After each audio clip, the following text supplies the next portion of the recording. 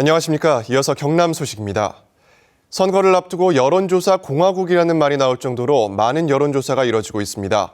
그런데 최근 선거 때마다 신뢰할 수 없는 여론조사 결과에다가 불법 조사가 속출하는 등 부작용도 끊이지 않고 있습니다. 보도에 이대환 기자입니다. 지난 1월 경남의 두 선거구에서 진행된 총선 예비 후보자 여론조사. 공직선거법상 후보 간 공정한 기회를 위해 각 후보자 이름 순서는 돌아가며 불러주게 돼 있지만 해당 조사기관은 특정 후보를 첫 번째로 아예 고정했습니다. 국회의원은 1번. 집계 과정에서도 문제가 드러났습니다. 선관위 조사 결과 당시 여론조사 최종 응답자 가운데 절반가량이 집계에서 아예 빠진 것으로 나타났습니다. 선관위는 모두 5건의 선거 기준을 어긴 사실을 적발하고 이 회사에 대해 과태료 1,300만 원을 부과했습니다. 이제 2심치가 해놓은 상태거든요. 드릴 말씀이 없을 것 같아요. 지난 2014년 지방선거 당시 경남의 한 경선 여론조사를 맡았던 한 회사. 당시 잘 모르겠다는 응답 가운데 43건을 특정 후보에 대한 지지로 둔갑시켜 지지율을 올린 사실이 선관위에 적발됐습니다. 결국 해당 회사 대표는 지난해 중순 대법원에서 유죄 판결을 받았습니다. 여론조사 기관이 마음먹기 시작해서 얼마든지 조작 가능합니다. 데이터를 조작하는 게 아니고 어떤 식으로 한다는 결과를 어떻게든 만들 수 있어요. 지난 지방선거에서 선관위에 적발돼 처벌받은 불법 여론조사는 전국에서 모두 86건. 선관위가 이번 총선에서도 경남 7건 등 전국 60여 건에 대해 특별조사에 착수하는 등 여론조사를 둘러싼 잡음은 끊이지 않고 있습니다. KBS 뉴스 이전입니다.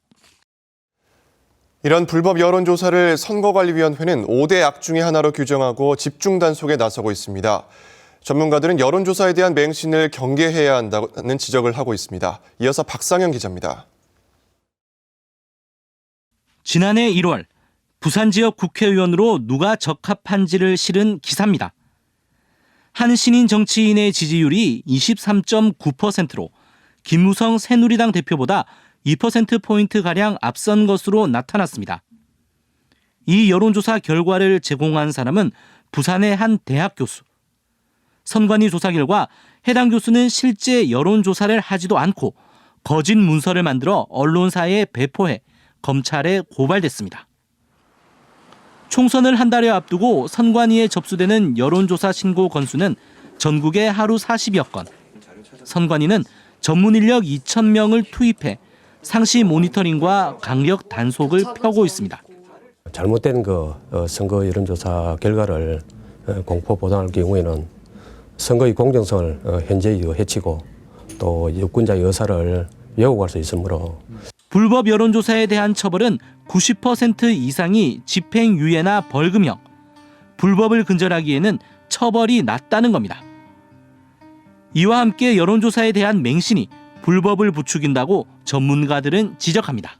마치 선거조사 결과가 만능인 것처럼 우리를 현혹하긴 했지만 어떤 측에서도 유혹을 받죠. 그러니까 자기에게 또는 관계자에게 유익한 불법 여론조사를 막을 제도적 마련과 옥석을 가릴 수 있는 성숙한 시민의식이 필요한 시점입니다.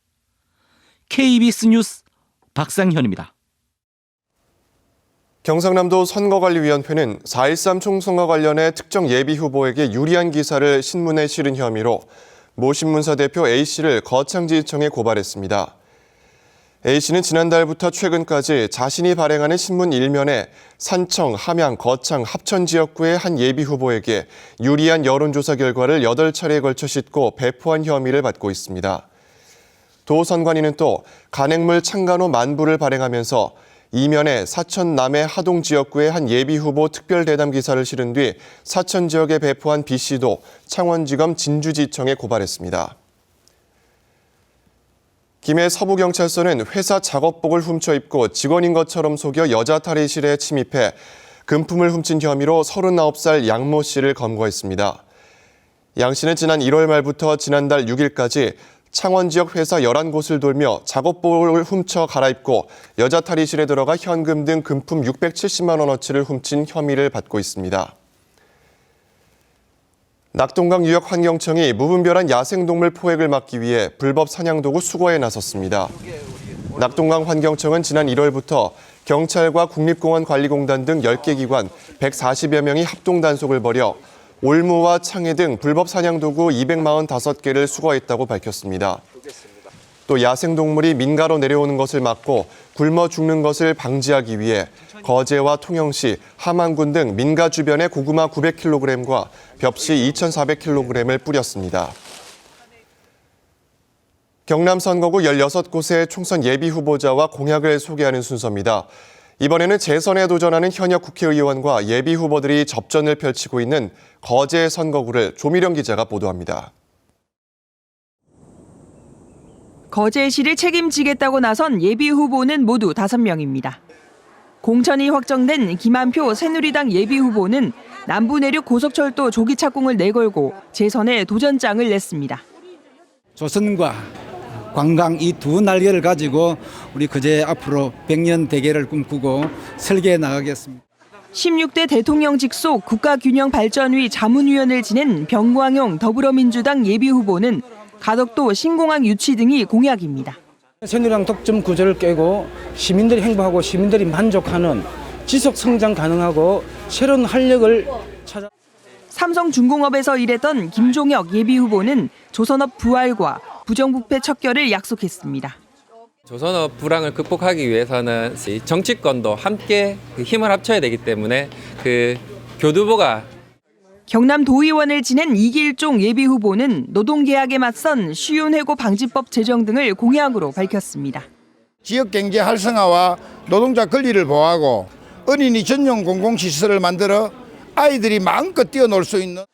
진성진 새누리당 예비 후보는 경선 과정에 이의를 제기하고 무소속 출마를 검토하고 있습니다. KBS 뉴스 조미령입니다.